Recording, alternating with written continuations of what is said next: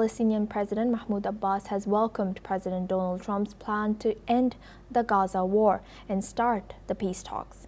He thanked Arab countries for their support and stressed the need for an immediate ceasefire, release of all the hostages, humanitarian aid, and Gaza's unity under Palestinian sovereignty. At the same time, Palestinian Islamic Jihad has also endorsed Hamas's response to U.S. President Donald Trump's peace plan for Gaza. Islamic Jihad has said that the plan reflects the stance of the Palestinian resistance. This endorsement could help Hamas move forward with releasing hostages both groups hold in Gaza. Meanwhile, Israel continues its airstrikes and shelling on Gaza City, killing at least 7 people despite Trump urging a halt to the attacks. The Israeli military has warned that Palestinians not to return to or approach troops anywhere in the Strip. The IDF has also said that Gaza City remains a dangerous combat zone, especially north of Wadi Gaza. Defense actions, including airstrikes, are ongoing as efforts continue to end the conflict.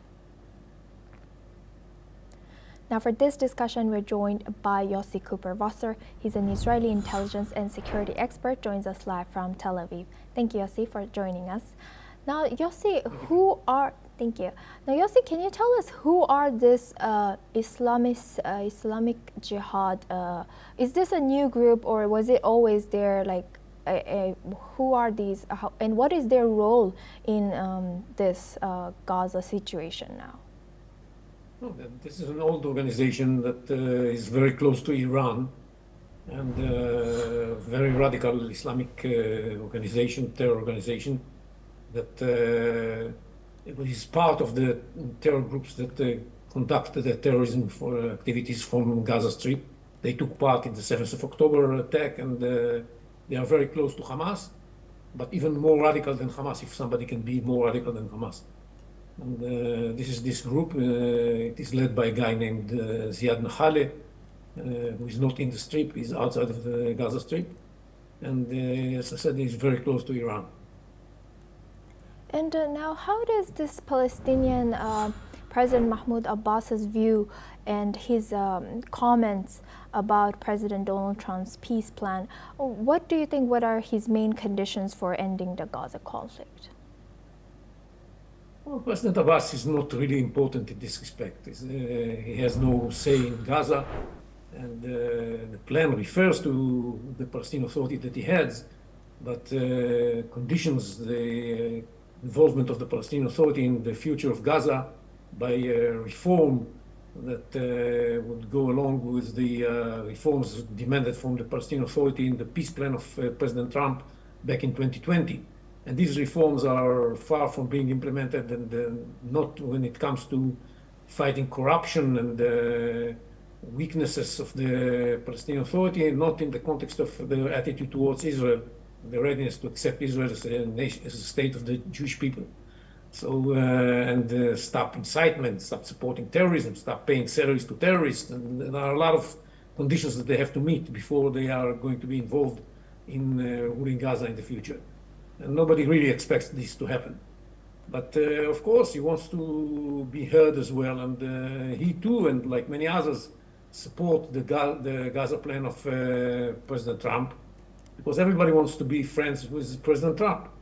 But what he actually means is just the opposite of what President Trump says, what the plan of President Trump says. The plan says that the Palestinian Authority is not going to have a role.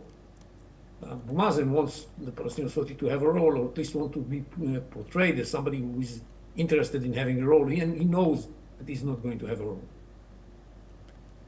And lastly, how is Israel responding to President Trump's call for a ceasefire, and what are the implications of continued airstrikes and shelling on Gaza?